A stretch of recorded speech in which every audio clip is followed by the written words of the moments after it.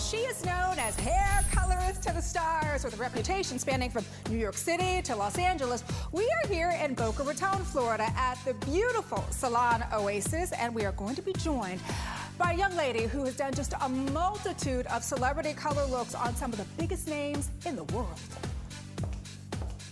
Well, this is top Goldwell celebrity colorist and owner of Lucaro Salon, Rona O'Connor. Hey, Rona. Hey, nice to be here. Thank you so much for having me. My pleasure. And thank you, Salon Oasis, for having me as well. They're one of the top Goldwell salons in the country, so this is pretty exciting. What is the most critical thing you can say to a woman in terms of how she can achieve that?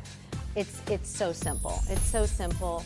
I'm a salon owner as well as a Goldwell colorist, and to find a great salon, you just go to a salon locator, one of the Goldwell salon locators. There you're going to find educated colorists, stylists, you know, the people who really know how to create a look just for you, customize it, skin tone, face shape, texture. That's the way to go. How can I achieve, though, that runway look as I'm going to soccer practice? Is something like that possible for, let's say, the average person? Yes, absolutely, absolutely. It just takes a professional that knows how to look at you, look at your hair, look at your skin tone, your facial shape, your budget. A lot of us do have gray, but those grays could be just as stubborn as my 5-year-old son. So how can we get rid of that gray? I don't want to get rid of my son, just the gray. So let's start with a young lady. Take a look at this picture right now. She does have some gray that needs to be covered. Walk me through this. Oh, so what I did on her was one root color to cover the gray, you know, lift the base up to the proper shade of red, and then I pulled a second color through her ends in sections so that it kept it dimensionalized, and then I lay over a gloss, a toning gloss, to finish the look. And so that way, yeah, you see it has a lot of dimension in it, and her skin looks brighter. She's not wearing any makeup. It just complements her face because it's the right shade. It's a perfect shade. She looks beautiful. Let's move on to our second before picture, and this young lady is a model, and so actually she's an actress, and she's always changing her look, right, from role to role. Yes. So we had the brown hair, then she needed to be blonde for a movie that she just did, and 30 days later needed to be brown again. Oh my gosh. And her hair is very fine, very delicate, and I wanted it to look still shiny, dimensional. I didn't want to see anything break, and you can see it's very straight. I created 3 shades on her, a chocolate brown with honey accents and little reddish undertones to give her the final look.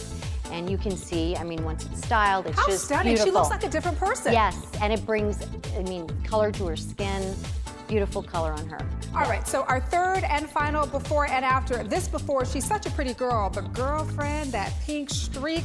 Well, unlike a tattoo, though, the pink does not last forever. No. You're it's like, a trend. yes, I was waiting to get rid of that pink. Yeah, it's a trend. Trend, they don't last, they gotta go. And that one had to go. We had to fix that up. So walk me through this. Okay, well, actually, here, this is Alina.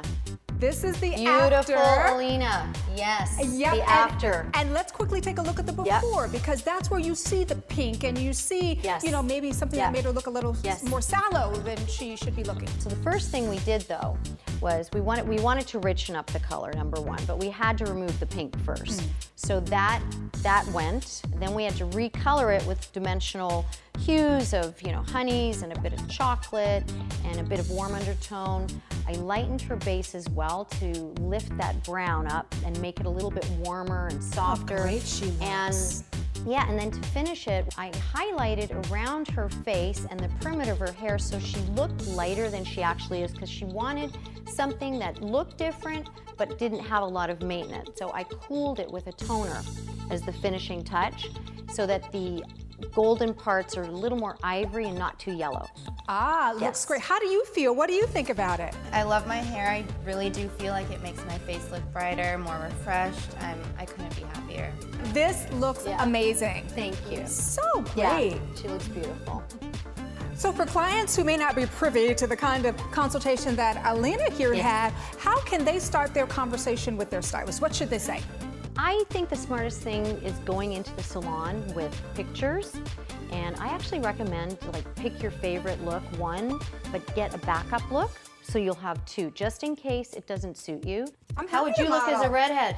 Not so good, right? It's not I your don't best. think that is not No, that is my no. best. So But then you you're see. telling people that's not what you should Yeah. be doing. What about women who do want to color from a box? We're talking about the supermarket Right. variety hair Yeah. color. What would you say to those women? And let me be honest, what would you say to me? Because I've been there, done that, and wrote the book.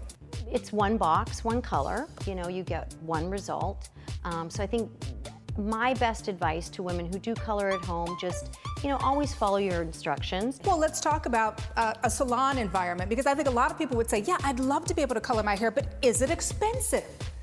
It doesn't have to be. It doesn't you know, have to be. It can be tailored to you, to suit your lifestyle. That's why, you know, the consultation is so important. Just telling your stylist, your colorist, you know, this is what I can do, this is what I can afford, this is how often I'd like to come in, and they'll customize it to you, so it does not have to be expensive. How do I make that color then last? And I'm sure that's something you hear a lot. What are some tips you Yeah. can leave us with?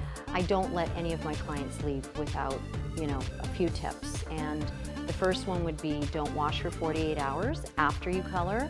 The second one would be use color-treated shampoos and conditioners. And the third one, if you're heat styling like I do, you know, blow drying, straight iron, use a product that protects your color as well as your hair from the heat styling, so that way your color looks better and it lasts longer. And that's why I love Goldwell, you know, because they have products in salon, out of the salon for at-home care, quality.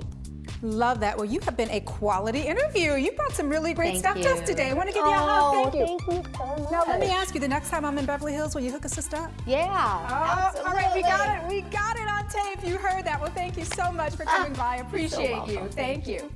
And if you'd like more information on today's color topics or to find a stylist near you, simply visit the website goldwellsalons.com. That's goldwellsalons with an S.com.